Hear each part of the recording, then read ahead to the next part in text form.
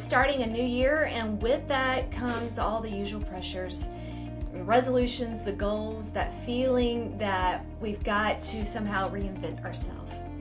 But instead of chasing a checklist, Brannon and I, we wanted to start this year off with a reflection. And Brannon's actually been working on a new book. It's called The Pyramid of Fulfillment.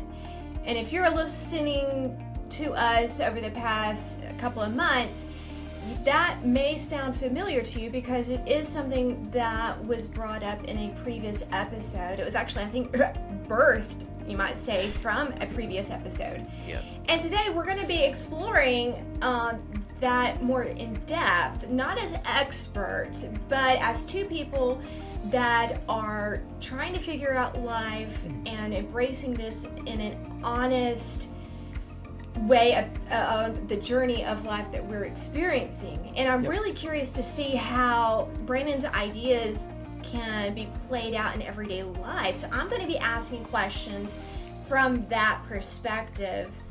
And there is something that we would like for you to hold on to throughout this is, what are you building in 2026? And what foundation are you building it on?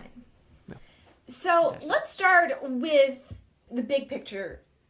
January, it makes us feel like we need to fix something. But in your book, Brannon, you take a different approach. And you talk about a pyramid and a blueprint. So could you explain maybe why you went with a pyramid and why a blueprint over, say, a checklist? A checklist has a sense of finality to it. You know, I've done it. And I have just kind of had an awakening in my life this past year. I'm at the place where I know enough about life to realize how much I don't know. That's how scary. Much I don't have my act together. Yeah. I haven't figured this out. I mean, I'm at the age where, I'm sure I've said this before, years ago in one of my undergraduate studies, I was talking to a professor, and he looked at me. He said, "Brannon, your problem is you're looking for this syllabus of life," because I'm a great college student. I'll follow the syllabus. He said, "There is no syllabus." He said, "I am in my 40s, and I still don't know what I want to do with my life yet." Well, I'm at his age now, and I finally understand it. I've spent a lot of time figuring out what I'm not. And so the checklist is like, okay, I've done this, and so if I follow this checklist, I'm going to end up with this desired goal. And some truth is there. I think that's applicable on day-to-day chores and short-term goals. I don't think life can be very easily put down to a checklist, and then if I finish that checklist, I should have this sense of fulfillment. That has been the entirety of my life. Where's my checklist? Let me do it. And if I can't get that done, then I can't say that I have fulfilled what I'm supposed to be doing. Yeah. So the idea of a pyramid, and I think a disclaimer here, I don't think the book has even come out yet. It's still in the whole pending process. Sure. I may end up changing the title, but right now it's a work in progress. I like the pyramid of fulfillment. I may vary it a little bit later on, but the pyramid, I invoked the idea of building something that is precept upon precept, and it continually expands in my mind. It's not just an edifice I build and I'm through with it. It's an ongoing activity. Okay. And the foundations there, you can't have the pinnacle of the pyramid unless you have the base. And that was the whole premise of the book, was to what are the principles that I think, having lived as long as I have now, just enough to catch a glimpse of these are the things I think matter in building a lifetime structure that we would say that is a fulfilled life. What does it look like? And quite honestly, it stands in contrast to the way the most of the world thinks. So I don't. It's not a do better, get better self-help book. It's more of a lot of reflection. At least when writing it, there's not a single thing in that book where I say, "Oh yeah, I got that down pat." Not at all. I mean, I'll go back and, matter of fact, I was just looking at it the other day. And, the manuscript. I was like, "Man, yeah, I agree with that, but I don't know how to put that into practice entirely yet." So it's an ongoing process. Yeah. So what would you say was there a moment when you realized your own foundation needed rebuilding? Well, I think this podcast has been more about self-discovery than, we're just going to get a bunch of followers and people are going to be listening to the sound of my voice. And really, no, that's not what. Right. It'd be interesting even 10 years from now to go back and watch some of these videos from start to finish and see the progress even in the past year in myself. Mm-hmm. So there hasn't been a pivotal moment where I came to the realization that, something is off. The writing process that I've done over the past 2 years has been a self-discovery along, like we're doing this podcast, Yeah. What am I? Who am I? What is it that I want to become? And I think I was getting rid of the paradigm that fulfillment is finding out what I'm supposed to do with life and then going and doing that. And, I saved, if you'll pardon me, I saved a quote last night. I want to see if I can find it. Oh, yeah. Your purpose is not the thing you do. That's the first part of that statement. Mm-hmm. And that really irks me because that's not, that's going beyond the surface. I love a checklist. Your purpose is not the thing you do, is the thing that happens in others when you do what you do. Isn't that completely opposite of how your and my mind thinks? Yeah. We can go back to our religious environment growing up. What is God's plan for my life? What does God want me to do with my life? And we get hung up on, our type personalities get hung up on that because it's a safety zone. If I know what I'm supposed to do and I do that, then I am keeping whoever's in charge happy and I'm therefore safe. Yeah. And I have a feeling that that's why my life has never really been afforded the opportunity to say, this is what I'm supposed to do. This was just last night when I saw this. It's by a Dr. Caroline Leaf. I can't read the writing very well, but your purpose is not the thing you do. It is the thing that happens in others when you do what you do. And so now, this elevates the Walmart greeter. This elevates the guy that's picking up my trash out there. This elevates the position of the janitor. The jobs that we think, who wants to do that? Mm-hmm. At the end of life's road, it may be that with the whole idea of fulfillment may not be about did you do that one thing you're supposed to do.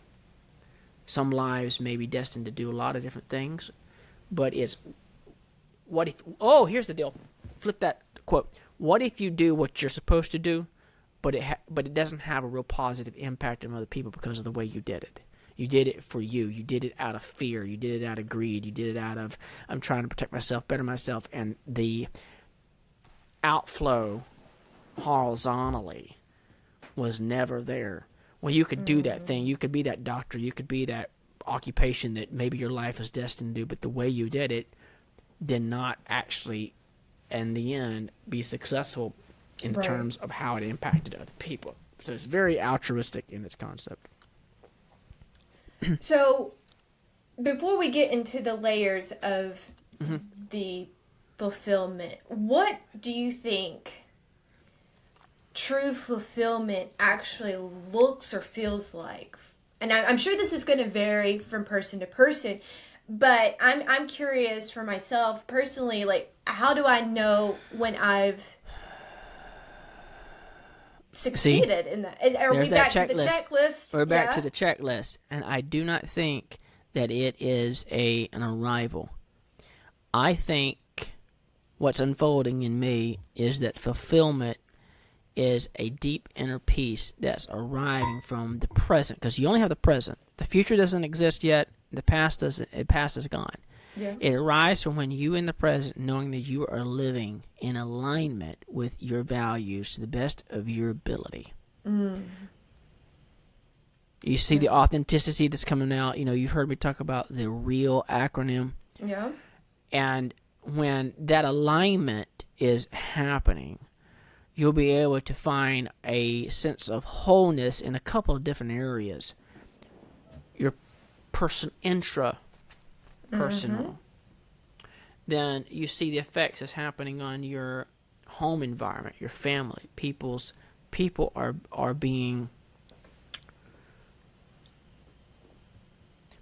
growing in their journey because of the energy you're bringing to that. And you're being, let's just use some nomenclature we have heard in our religious environment, in Sunday school. You're a blessing at your work environment. You're a blessing in your home. You're a blessing in the society that you evolve around, because you are, I'm going to say a name because I don't think I can imagine this person seeing this video. Right? But if I say this name, you'll know exactly who I'm talking about. So I had a childhood friend, and I never said this to him.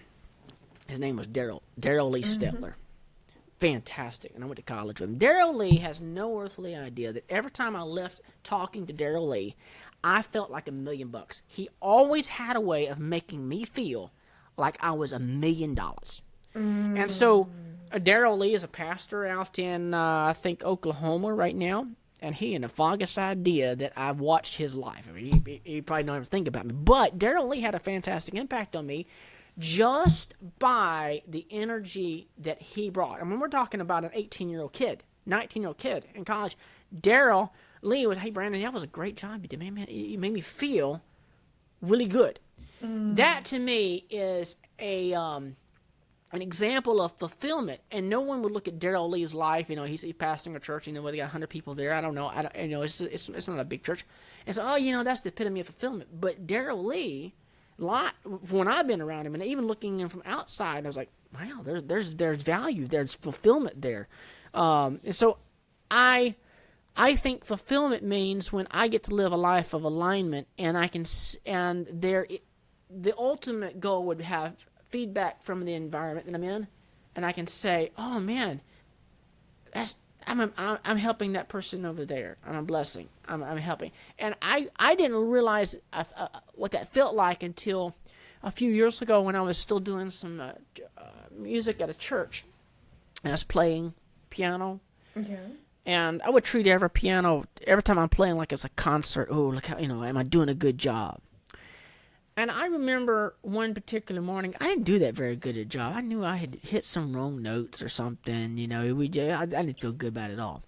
And there was a lady that I was greeting people as they were leaving, and the lady said to me, she said, that was such a blessing to me. I just felt I could communicate, I could worship with that. Wow. No, she didn't say you did a good job. Oh, man, you're the best I've heard. Yeah. She said, you just helped me forget about all my troubles for the week. It was that profound of a statement, and I knew that my performance was... But to her, it had nothing to do with how impressive it was. I didn't check off my checklist, did I?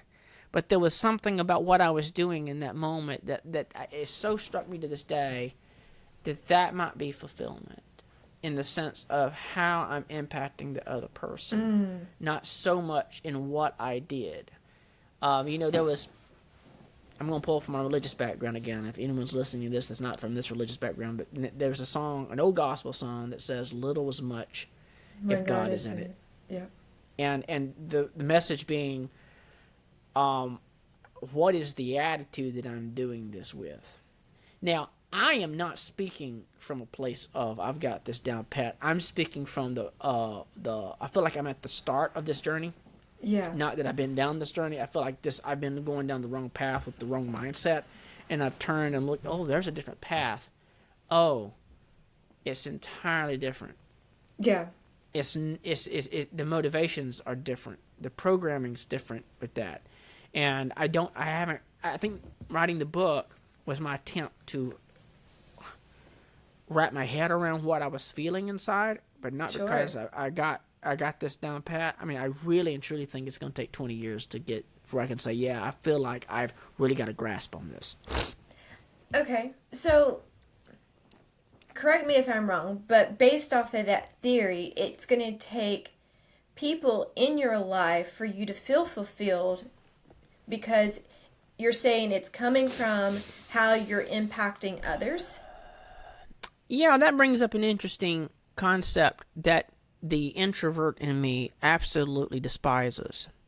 Yes. And that is the necessity of personal growth cannot be done in a vacuum, because our value and worth as entities is not derived because of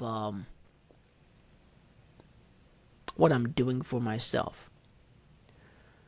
Because so if you're speaking to someone that is homebound, they're more isolated, maybe not out of choice, maybe it's health related, or they don't have a lot of family around them, whatever the case may be, how can someone in that scenario find fulfillment in their life if it's hinging on their interaction with others? Well, that's a fantastic question. And everyone's need for that type of connectivity is different. Right. It may just be one person. I have lived for so long with this gnawing sensation that I'm not doing enough in my life. I'm not, there's so much. Oh, like this. There's a senator right now that, I forget his name. A U.S. senator that Trump and his entourage are attacking because he spoke out about the military. I think Mark something or another. That's not the point. The point is, this guy was a Navy captain, a Navy pilot, astronaut, and now sitting U.S. senator. Wow, that's a resume. So I'm like, well, what the heck have I done with my life? There's a part of me that eats it, and right. I just want to do this because I'm like, how? I can't even get one of those done, and so when we think about how do you write a book that's applicable to everyone, it's not a checklist, but it's principle based. Okay. And what I was talking about, not doing enough, my life has been so focused for 10 years. I mean, as long as Najia has known, my wife has known me, is always, I gotta get this done in my career. Yeah. And what's happened in the last 6 months or so has been, what if, I hate to use this word, in my religious background, it shapes my perspective. What if my wife is my ministry?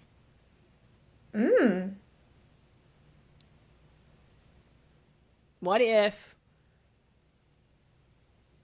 because that's pretty bad if you impacted everybody else really positively, but if you didn't really impact your spouse in a way that helps them grow, you make them feel safe. You're pouring into them. Then, did you actually succeed in life? So your question about this interaction with the people, how much people do you have to interact with if you're homebound? Yeah. I use an example, I think, of Joni Eareckson, I think is an example. Oh, the artist? The artist who's paralyzed, she's completely dependent on other people. And she figured painting and all the stuff she's doing. What it is fulfillment in its of itself is not what I can get. Because if I'm always constantly trying to get and pull in, I'm operating from a mindset of deep need. I'm impoverished. Right. But someone like Joni Eareckson says, I'm not impoverished. I've grasped something that's bigger than me, and I will find a way to do this number. Okay. In some capacity. And that this output should not be measured like I was measuring my life against that senator. Yeah. I mean, oh my God, I mean, golly, I mean, I told somebody the other day, as we were talking, borrowing from our religious background mindset about the end times and a judgment. I said, what's my luck gonna be? I'm gonna be in line right behind Mother Teresa. Done all this stuff, and then this is my turn, and they're gonna flash my life, and all I'm gonna see is the number of times I've complained because I got a paper cut, and I got to take a week off work because I'm having a bad week, and so that. What comes to mind when you mention that, if we look at this from a religious perspective, you can take the parable that I think is, I forgot which book it's referenced in, but several times in various portions of the scriptures, there's examples given of how someone gives a lot and then someone gives a little. And Jesus or God or whoever speaking in that moment seems to favor those that give what they are capable of giving. It's not about the comparison of who gave the most. Well, you're talking about the story of Christ and the disciples in the temple, and there's the leaders and the rich people that are announcing with great pomposity, here's how much money I'm giving to the temple, and then Christ motions and says, you see that poor woman over there? She just put in a little tiny thing. Mm-hmm. He said, I know why she did that. I know what it cost her to do that. And these are people over here, they're doing it for their own glory. This one over here doesn't want any attention. And see, it wasn't what was done. It was why was it done? What was happening on the inside that we can't see? So, well, I think there was another example where I don't know if it was Elijah or Elisha, but a prophet that was seeking food, and the widow, she gave all that she had, but what happened in the end of that was that her supply never ran out. But she didn't know that. The widow of Zippor, is that how you say it? I can't. So, I don't remember. Yeah. So this example, that story, and the story of Naaman the leper. Remember Naaman the leper? Yeah. There was the Syrian captain that came over and got him. Mm-hmm. Those are two examples that Christ used in his hometown that absolutely ticked off everybody there. Because he came to his hometown and he marveled, I can't really do the miracles here because you guys don't believe. Mm. And then he looks at them and says, and we would miss it because of the cultural disconnect, but they didn't miss it. He goes, there was a lot of lepers during the prophet's day, and only one got healed. Naaman, the guy that was the Gentile that never went to the temple. There was a lot of widows, but there was only one that was saved with the miracle. And she was outside of Israel. She was a Gentile. The prophet went outside to go to her town, and because God told him to go there. He said, and Christ says, that's the one that got attention from God. Yeah. But didn't go to temple, didn't do the sacrifices, didn't follow the 612 or 613 laws of the Levitical laws. And Christ is looking at these people who are saying, "Oh, we're we're Abraham's descendants. We're God's chosen people." And basically, he's saying, "No, you ain't," because you're doing all the things you're supposed to do. Yeah. But the ones that didn't do any of that, those are the ones that got attention because their attitude, their mindset was right. Right. And so that's why they were so ticked off and tried to stone him, because how do you respond to that? But because the message because what you see through those lens of the stories is the message of the Old Testament was this idea about fulfillment wasn't entire. Well, we see it all the time in the major and minor prophets. There's parts where Jehovah says, I'm tired of your sacrifices. I'm tired of your feast. I'm tired of because it's just noise to me. I want to give you a new heart. I want what's on the inside is what I'm after here. Right. And so that's what really pricks those people of Jesus' hometown when they hear that, because they realize, oh, you're talking about not being a genuine person on the inside rather than just following these checklists. Yeah. And I don't think Christ was getting rid of the point of the checklist, but what he's saying, you can do the checklist and still be off. And, right. Yeah. And so this idea of fulfillment is not so much this, hey, give me this syllabus for life. That's for me, because I like to have that, because I love syllabus. But it's just this inward mindset, and that's the hardest thing to do. Mm-hmm. I can follow a checklist really well. This idea of having the right attitude I don't like that, because I take great pride in being a professional mumbler and complainer.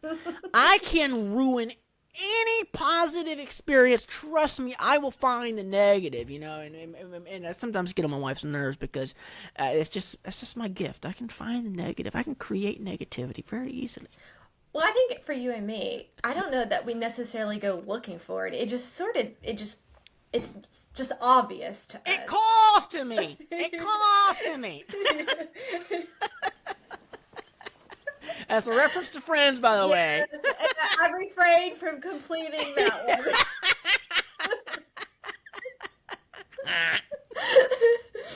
one. So, in your book, you talk about 4 layers: gratitude, contentment, altruism, and creativity. So, Can you walk me through how these can be practical, how to implement them practically? Well, I'll tell you what. Not just theoretically. Yeah. I mean, you really and truly got to give me about 10 more years, maybe 20, to answer that question. Okay. Because I do not have those down pat. Dang it. I wish I did. I mean, I wish I could speak from a place of authority on that, but I can't. I understand. Because I am the least thankful person ever. I am the least content person ever. I'm certainly bottom of the barrel when it comes to altruism, because I can take great pride in being a narcissistic prick and enjoy being so. I am not in this whole, the pinnacle of creative output. There's a part of me, and I've made it very clear, I am perfectly okay doing nothing with my life at times, because I'm just fed up with having to come up with something, trying to do things. That rests beneath the surface, and it seems quite odd for someone like that to write this book. And the reason I'm that open and honest is I wrote it for me. I didn't write it to tell other people. Sure. I wrote it for me to say, okay, I think this is the blueprint that I need to follow. I think at the heart of what we're talking about, this pyramid of fulfillment, is dealing with the engine of motivation from which everything is fueled. And you're either going to do it because your fuel inside is connected to a reservoir that's very deep. Well, now we're getting to the spiritual realm, right?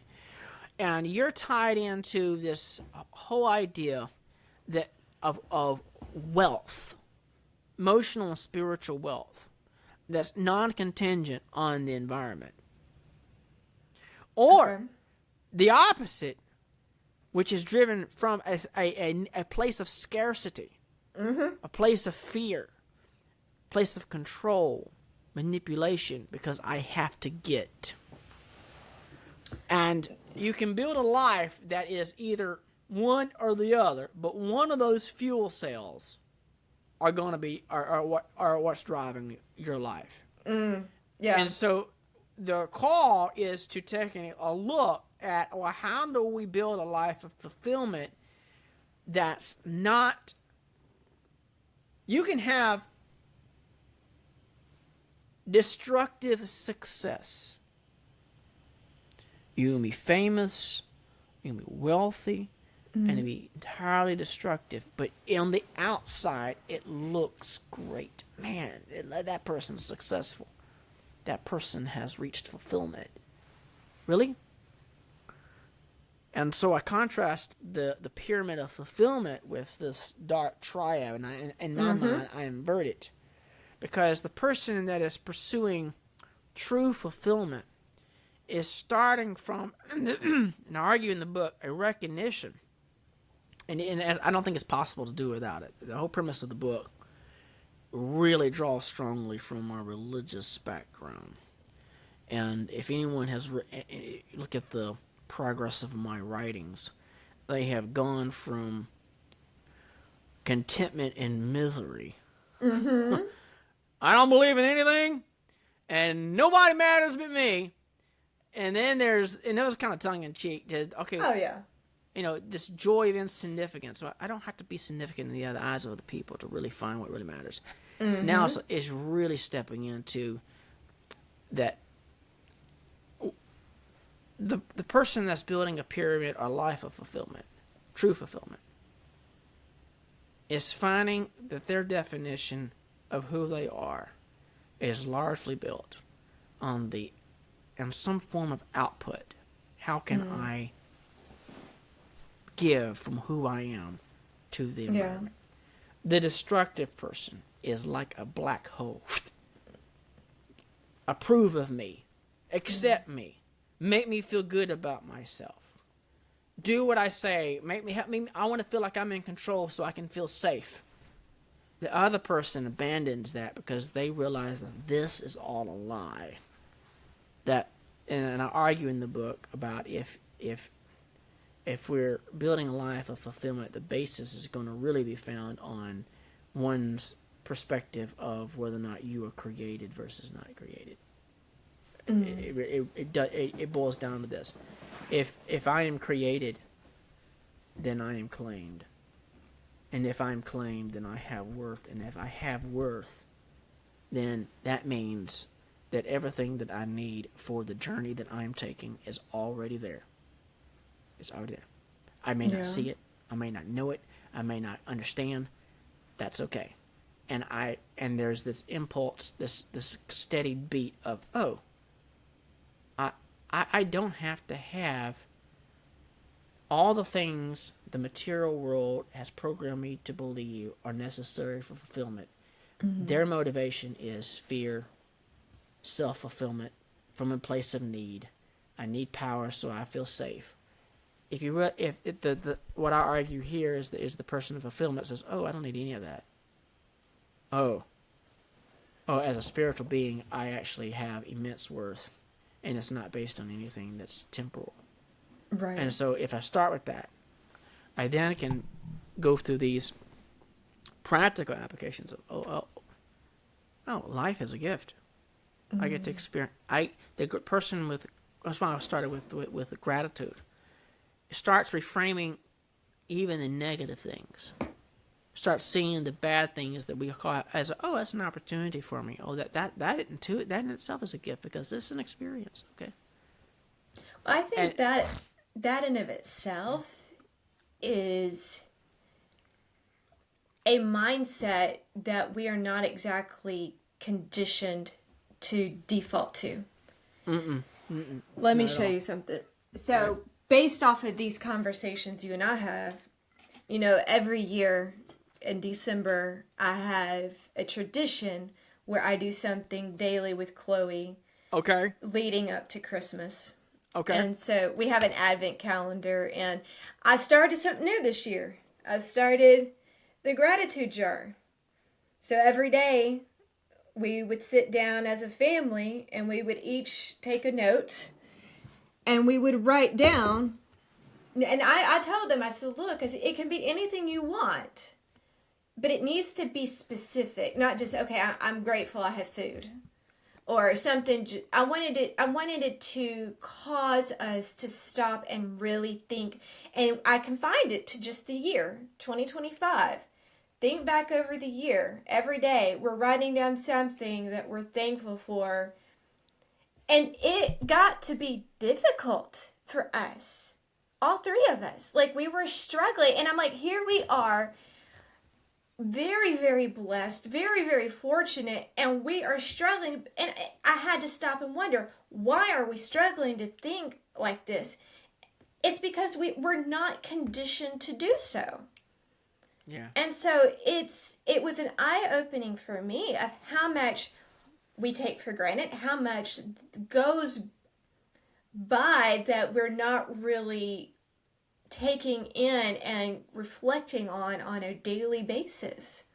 Yeah. And so, I'm sorry, when you were talking about gratitude, it was just like really ringing a bell for me, because it was something that I realized I personally have not developed a habit in thinking in terms of continual gratitude.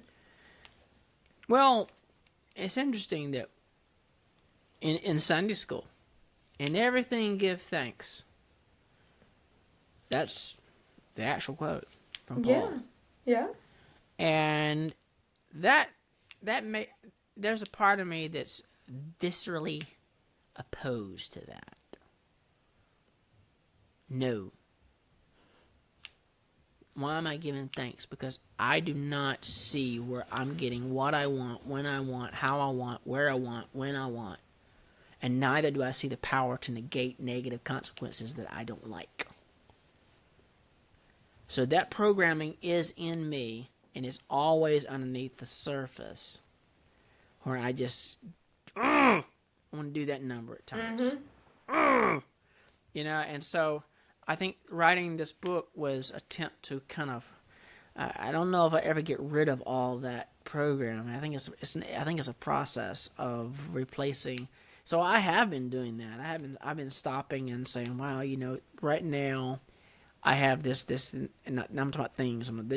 This situation, or this arrangement, that set up, and I'm like, that's pretty good. That's pretty good, and I do it, but I'm at the stage. If you want to know where I'm at in my development with alignment with this book, I do it begrudgingly. It feels like I hate exercising. I can't stand it. So my reaction to the whole gratitude exercise, gratitude assignment or mindset is the same reaction I have when the doctor says, "Hey, you need to be doing push-ups." Yeah. To me, complaining, finding the negativity is like drinking a cup of warm, hot chocolate. That's how fun it is. It's fun in my misery. Join me, won't you? Oh, yeah. So I think the foundation of everything, if it is a source of gratitude for just existence and that which is, without any demands to the universe or God to change anything, I take what's been given, and I say thanks. Then, the only way you can do that, genuinely, is if something. The call is to uncover the lies that are there on the surface and realize that, there is a rich spiritual reservoir that's there that's beyond what we can grasp in the physical. Sure. Well, I want to shift into something just a little bit. You talk about two different ways of building a life, from love or from fear. Yeah. So how do you catch yourself building from fear instead of love? How do you identify that? One's light, very fluffy, very subtle, very quiet. One is dark, is heavy, it feels thick, it's harsh, and it's loud. Anger is loud.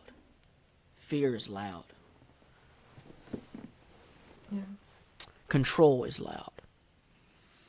The other one is gentle.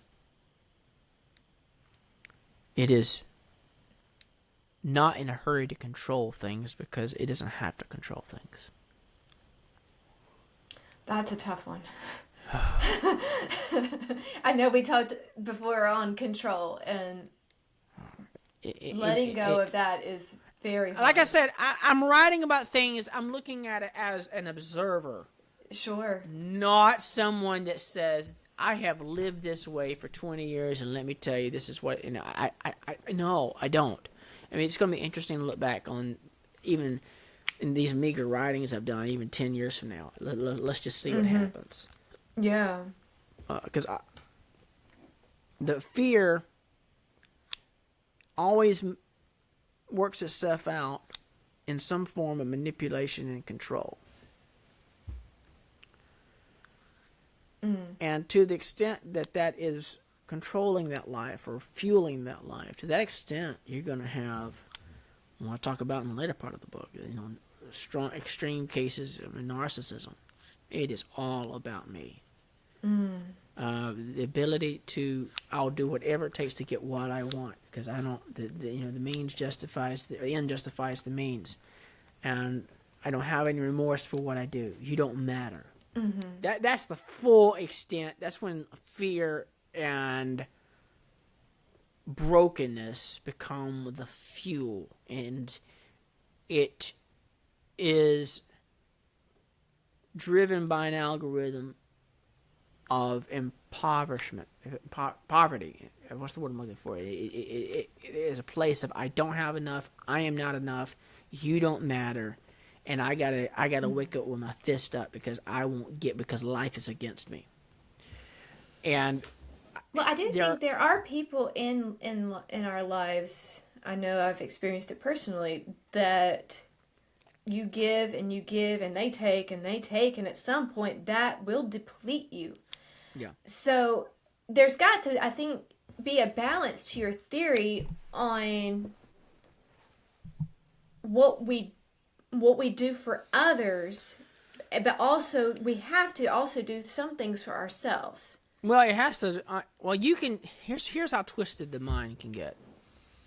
You can do altruistic things for the wrong reason. That's why I didn't put altruism at the bottom. You can do good things for the people because it makes you look good. Yeah.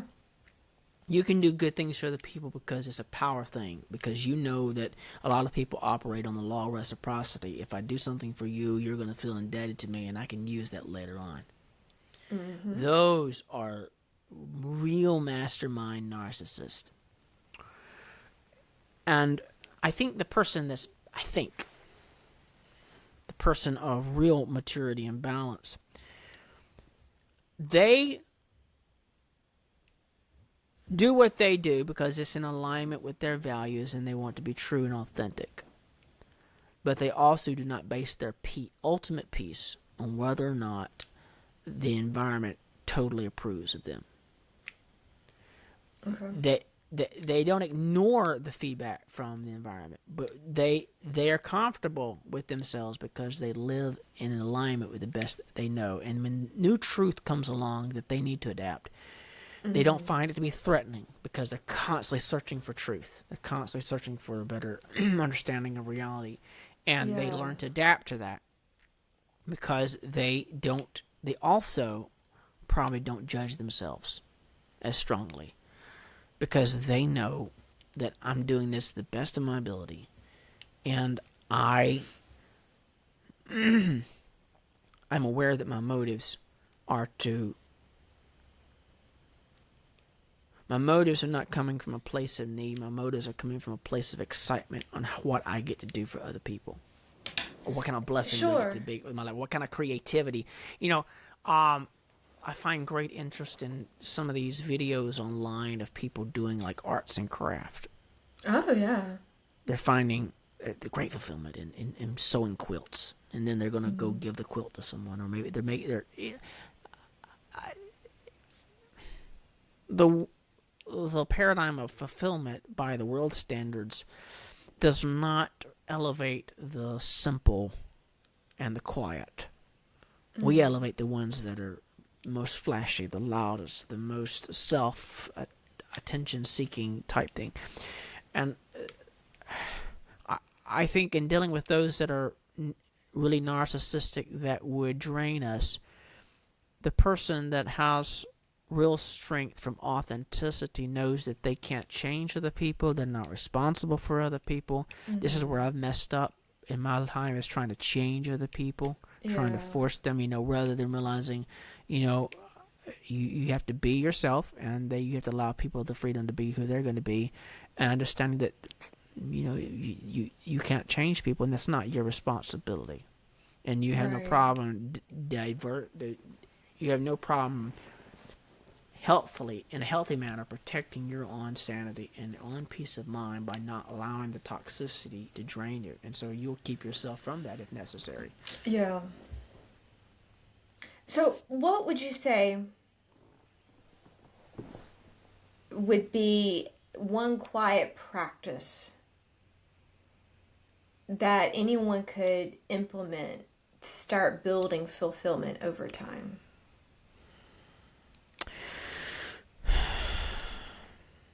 I think that we are so overwhelmed with decision fatigue. Well, I laugh because you've talked about decision fatigue, and there was a few other things, and literally they are on my list for upcoming episodes. Oh, that's okay. All right, sorry if I get ahead of ourselves here. No, not at all. I love it. Well, fulfillment. There's different levels of fulfillment. We can talk about being happy. You know, I took a roller coaster ride. Man, it was a thrill, right? That's a huge surge of dopamine. The fulfillment that I'm going after is not instantaneous. It's not happiness. Right? Fulfillment is a deep. This is a piece that I don't even know how to really put. Maybe this is what Paul was talking about in the piece that passes the understanding, because I don't know how to exactly put it in words. What I see it. It's like I've been living in a dark tunnel, and I finally see there's a light at the end of the tunnel, but I'm not there yet. So when I talk about these things, I do not speak from a place of authority. It's just it's a bit of a speculation. The practice of how do I get there? The reason I said decision fatigue is the noise of life is so overwhelming. Yes. That folks may not be in a position to even go down this road of, we talk about gratitude, contentment, altruism, and creativity. No, they may not even be in a place to do that because they're so overwhelmed with having to make decisions all day long. Yeah. That the sense of drain and depletion that occurs, they need a quick fix because they're so stressed out with just trying to exist. Yep. And so this is where addictions can come in. This is where, people make very selfish decisions because they just feel so drained. I think before the journey of true, long-lasting fulfillment can be made, people have got to be okay with sitting down, being still, and being quiet. And if you can't do that, you're not... Well, what's a perfect example in the Bible? Elijah is absolutely exhausted. He's done have, fire fall down from heaven, and they've killed all the prophets of Baal. He's outran a horse or two on a chariot, and he's exhausted, and he's down there in a cave. And right before he got there, he's meaning to eat something. But he's down in the cave, and there's this thunder, there's wind, there's earthquake, and it wasn't until he got really still. He hears still small voice. This is the guy that's like, I'm all alone. Guy's like, I got 7,000 people. You're not alone. You're just depressed. And so I think for us to find the alignment with real fulfillment in our life, if we don't have just even 2 or 3 minutes a day, 5 minutes a day of just sitting still and reflecting, so you can be in the now without thoughts. Try it. Try to sit down and not have a thought. Oh, wow. Turning off the brain is really, really hard. And if you can't quiet that, if we can't, the psalmist, it's interesting. Interesting that I come around to seeing these things, but it's been in my face the entire time since I was a kid. Be still and know I'm God. This whole quiet. Yeah. But we can't, because our lives are so bombarded with noise on an ongoing basis, just from that. And then if you've got multiple children, schools, schedules, work, bills, I would say find some time to be alone and sit there and just... Maybe in that process, in your quiet, in that alone time, reflecting on one aspect of your day that could be written down to build that first stone of your pyramid of gratitude. Yeah, it grounds you in the moment. Yeah. So I think as we step into this new year, I think I'm struck by how much what you've talked about comes back, like we were saying, to the foundation, not pressure, not performance, not reinvention, but the foundation. Yep, indeed. Well, there needs to be self in the quiet moments when you can distill away all the noise. A little bit of self reflection on. Well, this is the journey I'm on now. What level? Where am I being narcissistic at? Where am I just being just really? It's all about me. With this Machiavellianism I talk about in the book, the end justifies the means. What I'm operating in a place of desperate need or wound is driving me here, and it can pop up in any moment. Just being aware that where am I saying that other people don't matter? I mean, this is a prime example. Find out how much that is rusting under the surface when you're on the highway in the left lane. Yes. And there's a person that's doing 60 when you're wanting to do 85. You will find out real fast, like, how much the dark triad is there in all of us. It's about me. Get out of my way. I don't think it ever thoroughly goes away, because I think that's part of experiencing the human experience. Is just this is where the soul comes to experience a lot of negativity. But the goal is, can I awaken enough to spot? Okay, what? That's heavy. That's thick. And once again, this is where you got to be easy on yourself. It's not about perfection. It's about, oh, you know what? Man, I really got angry there. Why did I get angry there? And I've gotten faster at spotting it, and I've gotten just a tad bit better at controlling it because of practicing awareness. And I'm going back all the time now to my stuff. Okay, where was I being grateful at? Was I being content? Yeah. No, I was not being content. Was I thinking about the other person? No, I wasn't. Was I trying to find a way of how creative of a solution I can bring to this problem, and it's a win for everyone. That's what I call by the divine creativity. Yeah. Everyone walks away feeling lighter. And I go back to the issue of talking about Daryl Lee. What a great guy. You walk away, go, man, you just feel like $1 million. There it is.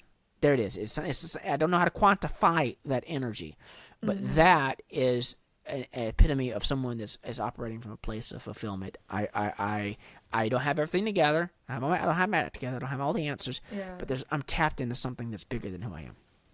Wow. Well, I think a takeaway from today is that fulfillment isn't something that we're going to achieve overnight. It's not something that we're going to sprint toward. Well, I should say, you can have false sense of fulfillment. And if you achieve all the externals that the world says is fulfillment, and I think this is why Christ was saying that it was very hard for a rich man to enter the kingdom of heaven, because you have all this external stimulation that's saying, look, you've made it, you've arrived. But that's going back to the checklist. Exactly. So we're not deriving financial wealth or social wealth or any of that. No, we're not deriving that at all. We're just saying that the temptation would be, oh man, I some people's lives do check off all the boxes. I can name them. Life has been really good to them. On the external, man, check. But fulfillment is going to be about your journey and how well you're aligning with these underlying principles of gratitude, contentment, altruism, and how is all of that being coming to fruition in a sense of divine, what I like to refer to divine creativity. The output of your life is transforming other people in some capacity. If it's not, then you're just You're just like a deep black hole. It's just everything's turning inward. That's the only possible. Either it's being channeled outward or it's being channeled inward. There's no neutral zone here. Well, and if you're taking in all that negativity, then it's going to be coming out in some capacity. Oh, yeah, and that's what I talk about. I have a chapter there called The Destruction, the Dark Capstone. Yeah.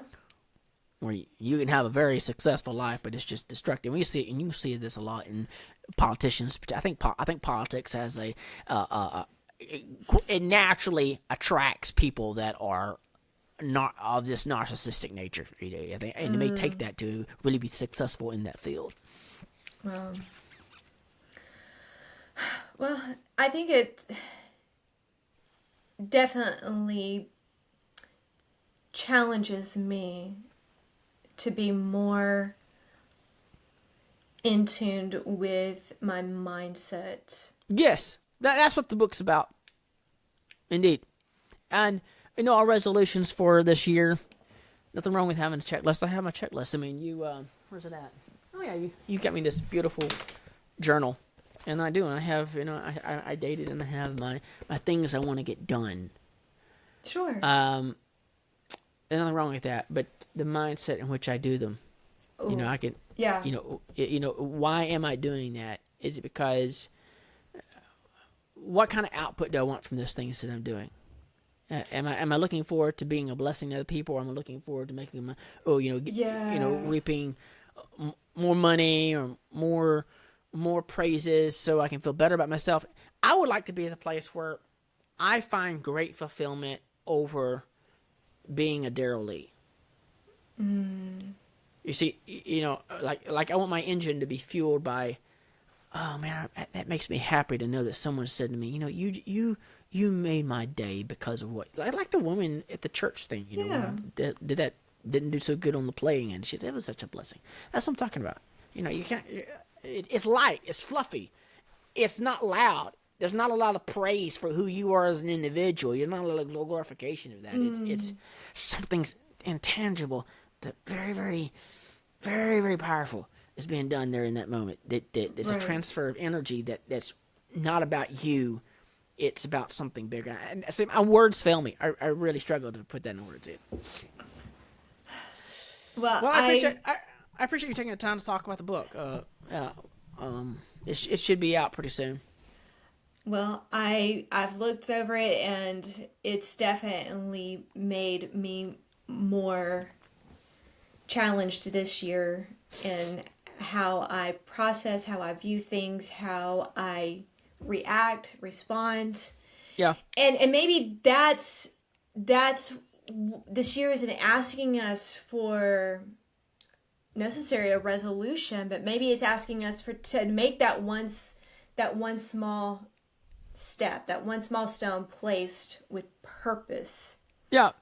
One small step, one shift in the right direction. It's a big journey, but you can't do that journey unless you take the first step, and that's how the foundation is built. Right. Well, as we wrap up here, guys, here's the blessing I would like to leave with you. Maybe life isn't about a single resolution. Maybe it's about building something that lasts quietly, intentionally, and from love. So here's to the first stone of your pyramid this year. This is life. Absolutely. What is it good for?